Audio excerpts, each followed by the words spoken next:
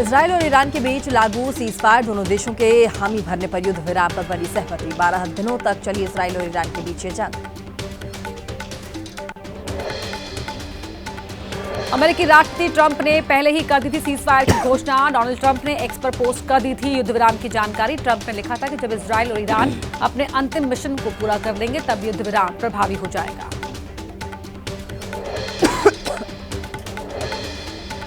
Israel और Iran के बीच Qatar और अमेरिका की मध्यस्थता के जरिए बनी सहमति। सूत्रों के हवाले से खबर, अमेरिकी बेस पर हमले के बाद ईरान ने कतर के जरिए व्हाइट हाउस को संदेश भेजा था। डोनाल्ड ट्रंप के ऐलान के बाद ईरान की ओर से भी सीजफायर पर जताई गई सहमति।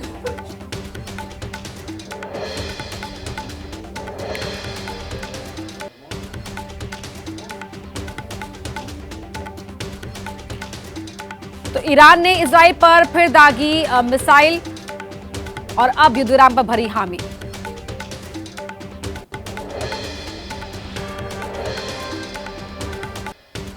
सीजफायर को लेकर अमेरिकी राष्ट्रपति डोनाल्ड ट्रंप और इजरायली पीएम नेतन्याहू की फोन पर हुई बातचीत। ईरान की ओर से हमले बंद होने की शर्त पर युद्ध रोकने पर राजी हुआ इजरायल।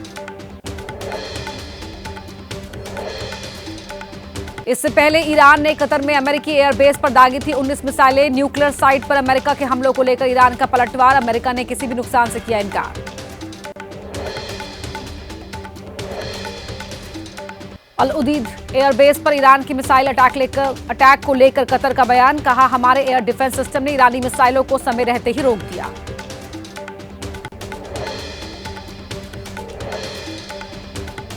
ईरान की मिसाइल अटैक के दौरान कतर की राजधानी दोहा में सुनाई धमाकों की आवाज। आसमान में आग के गोलों की तरह नजर आई ईरान की ओर से दागी गई मिसाइल। कतर में अमेरिकी एयरबेस पर मिसाइल अटैक से दोहा के मॉल में मची अफरा तफरी। राजधानी दोहा के एक मॉल में डरकर भागते नजर आए लोग। अमेरिकी एयरबेस पर मिसाइल अटैक को लेकर ईरान का बयान। कहा, एयरबेस को इसलिए बनाया गया निशाना ताकि आबादी वाले क्षेत्र से वो बाहर था।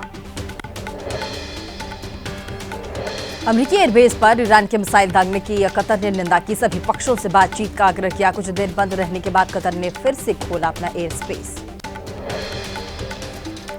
ईरान ने जारी किया अमेरिकी एयरबेस पर मिसाइल अटैक का वीडियो। कतर की ओर से दागी गई मिसाइल को दिखाया। ईरान बोला, व्हाइट हाउस और उनके सहयोगियों को दिया जवाब। इस्लामिक रिवॉल्यूशनरी गार्ड कॉर्प्स के commander in chief Mohammad Pakpour का वीडियो सामने आया है। कतर में अल उदीद एयरबेस पर मिसाइल अटैक का दे रहे थे आदेश। ऑपरेशन का नाम बशारत अल फतह दिया गया था। सीजफायर से पहले इजरायल ने ईरान की राजधानी तेहरान पर किया हमला। धमाके की आवाज से गूंज उठा शहर। सीजफायर लागू होने से पहले हुए इजरायल के हमलों में ईरान के परमाणु वैज्ञानिक मोहम्मद रजा की मौत। इजरायल ने सोमवार को ईरान के 6 एयरपोर्ट पर हमला किया। लड़ाकू विमानों और हमलावर हेलीकॉप्टर्स, यूएवी और बंकर तबाह किए। पश्चिमी ईरान में मिसाइल लॉन्चर साइट पर भी हमला किया गया। इजरायल ने किया ईरान की जेल पर हमला। इवन जेल के मेन गेट पर किया जबरदस्त धमाका। जेल को ऑपरेट करती है ईरान की रिवॉल्यूशनरी गार्ड कॉर्प्स। इजरायल ने ईरान की राजधानी तेहरान में किए बड़े अटैक। बमबारी के बाद उत्तरी तेहरान के आसमान में उठता नजर आया धुएं का बड़ा गुबार। हमलों के डर से तेहरान से लोग पलायन करते दिखे। अमेरिका ने जारी किया ईरान के न्यूक्लियर साइट पर ऑपरेशन के समय का वीडियो। B-2 बॉम्बर्स को रनवे से उड़ान भरते दिखाया गया। ऑपरेशन खत्म करने के बाद वापस बेस पर लौटे विमान। ईरान के सुप्रीम लीडर अयातुल्लाह खामेनेई बोले, जो लोग ईरान के इतिहास और कौम से वाकिफ हैं वो जानते हैं कि ईरानी कौम कभी शिकस्त तस्लीम नहीं करती। अमेरिकी एयरबेस पर ईरान के हमले को लेकर लोगों का जश्न। अमेरिका का जवाबी हमले का जश्न मनाने के लिए तेहरान के वलियासर स्क्वायर पर इकट्ठा हुए लोग।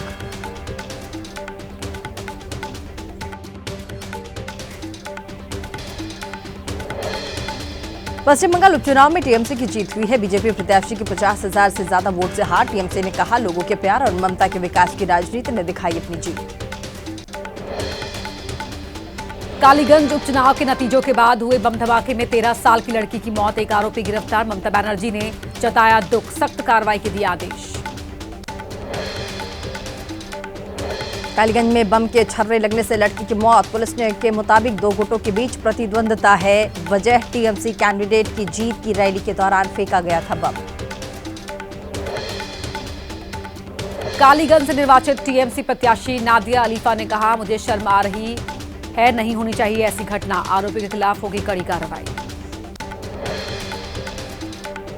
कालीगंज में धमाके की वजह से बच्ची की मौत की खबर। राष्ट्रीय महिला आयोग ने लिया घटना का स्वतः संज्ञान। एनसीडब्ल्यू सदस्य अर्चना मोजुमदार ने कहा, पुलिस ने तलब की 2 दिन में रिपोर्ट।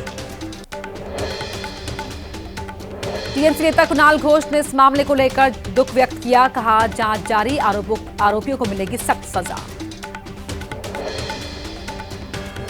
इस पूरे मामले पर कांग्रेस नेता अधीर रंजन चौधरी का आरोप। कालीगंज में जिसने टीएमसी के खिलाफ लड़ा चुनाव, उस परिवार पर हुआ हमला। टीएमसी हारे या जीते, पश्चिम बंगाल में गुंडागर्दी जारी रहेगी। कालीगंज में बच्चे की मौत के विरोध में बीजेपी ने कोलकाता में किया प्रदर्शन। बीजेपी नेताओं ने पुलिस पर उठाए सवाल, पूछा पुलिस बताए कैसे आए एक्सप्लोजिव। कालीगंज में बच्ची की मौत को लेकर बीजेपी हमलावर लगाया आरोप। लिफ्ट कर कार्यकर्ताओं को डराने की कोशिश। ममता के इशारे पर हो रही है तमाम घटनाएं। गुजरात उपचुनाव में 2 सीटों पर हार के बाद प्रदेश अध्यक्ष शक्ति सिंह गोहिल ने छोड़ा पद। केरल उपचुनाव में जीती कांग्रेस। प्रियंका ने कहा, एक टीम के रूप में काम करने का मिला सबक। विधानसभा उपचुनाव के नतीजों से पंजाब गुजरात में आम आदमी पार्टी को नई ऊर्जा मिली है। केजरीवाल का दावा, 2027 में कांग्रेस बीजेपी को हरा देगी आम आदमी पार्टी। दलित विरोधी घटनाओं पर राहुल गांधी ने बीजेपी को घेरा। कहा, बीजेपी शासित राज्यों में दलित विरोधी घटनाएं आम हुई। दलितों की गरिमा को रौंदने वाली हर घटना। बाबा साहब के संविधान पर हमला। छत्तीसगढ़ कांग्रेस के नेता टीएस सिंहदेव का बयान आया सामने। बीजेपी आरएसएस की जहरीली विचारधारा ने गांव-गांव उगा दी नफरत की फसल। ओडिशा के गंजाम की घटना पूरे देश की आत्मा पर हमला है। जम्मू कश्मीर के पूर्ण राज्य का दर्जा बहाल करने की मांग। नेशनल कॉन्फ्रेंस अध्यक्ष फारूक अब्दुल्ला ने कहा, राज्य का दर्जा जम्मू कश्मीर के लोगों का अधिकार, न कि एहसान। महाराष्ट्र में जारी भाषा विवाद पर सूत्रों के हवाले से खबर। सभी पक्षों से चर्चा के बाद ही अंतिम फैसला लेंगे सीएम फडणवीस। सीएम आवास पर बैठक में हुआ है यह फैसला। हिंदी को लेकर महाराष्ट्र के मंत्री उदय सामंत का बयान। ऐसा कोई आदेश नहीं कि हिंदी भाषा अनिवार्य। त्रिभाषा नियम सिर्फ महाराष्ट्र में ही नहीं बल्कि दूसरे राज्यों में भी है लागू। महाराष्ट्र में जारी भाषाई विवाद पर बोले एनसीपी शरद पवार गुट के नेता अनिल देशमुख। राज्य में हिंदी को तीसरी भाषा के रूप में बढ़ाने का विरोध। दिग्गज साहित्यकारों ने भी जताई असहमति। समाजवादी पार्टी के नेता अबू आजमी ने मराठी को बताया महाराष्ट्र की पहली भाषा। कहा, इसका सभी को करना चाहिए सम्मान। पूछा, हिंदी की जगह तीसरी भाषा के रूप में किस भाषा को दे जगह। श्री नारायण गुरु महात्मा गांधी के वार्तालाप का शताब्दी समारोह। पीएम मोदी विज्ञान भवन में समारोह का करेंगे शुभारंभ। समारोह में शामिल होंगे कई आध्यात्मिक गुरु। और आज चीन के दौरे पर रवाना होंगे रक्षा मंत्री राजनाथ सिंह। एससीओ देशों के साथ रक्षा मंत्रियों के साथ बैठक में शामिल होंगे। चीन रूस के रक्षा मंत्री इसमें रक्षा मंत्री के साथ मुलाकात करेंगे। साथ ही पाकिस्तानी रक्षा मंत्री से मुलाकात की संभावना नहीं है। वाराणसी में मध्य क्षेत्रीय परिषद की बैठक। केंद्रीय गृह मंत्री अमित शाह करेंगे अध्यक्षता। यूपी, उत्तराखंड, एमपी और छत्तीसगढ़ के मुख्यमंत्री होंगे शामिल।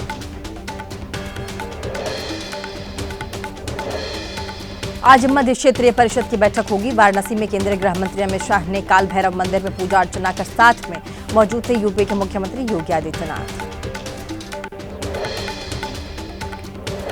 आपातकाल के 50 साल पर दिल्ली में कार्यक्रम। केंद्रीय गृह और सहकारिता मंत्री अमित शाह होंगे शामिल। Doctor Shyama Prasad Mukherjee research foundation ने किया है आयोजन।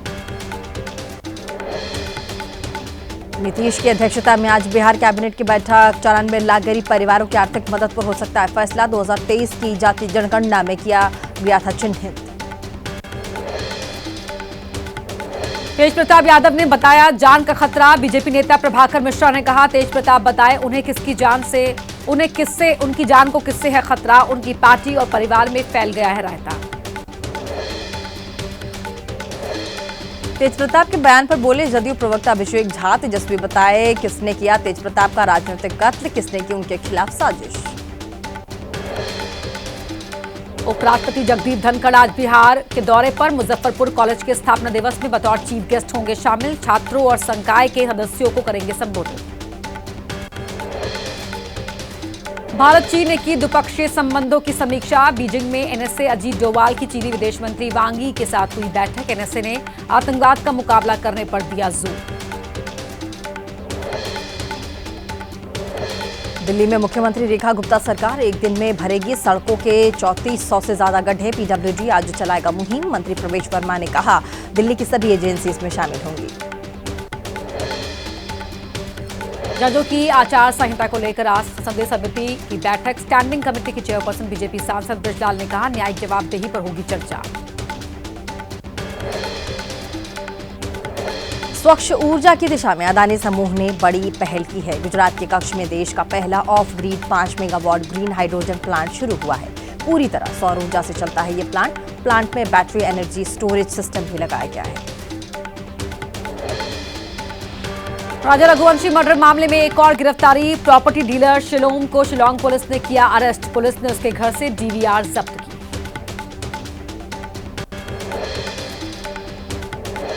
राजा रघुवंशी हत्याकांड मामले में ग्वालियर से पकड़ा गया लोकेंद्र सिंह तोमर। पुलिस नहीं कर रही हिरासत में लेने की पुष्टि। सीसीटीवी फुटेज में लोकेंद्र को साथ लेकर जाती दिखी पुलिस की टीम। राजा रघुवंशी मर्डर केस में सूत्रों के मुताबिक सोनम के काले बैग से बताया जा रहा है लोकेंद्र का संबंध। कल दोपहर ग्वालियर से लोकेंद्र को लेकर गई थी क्राइम ब्रांच की टीम।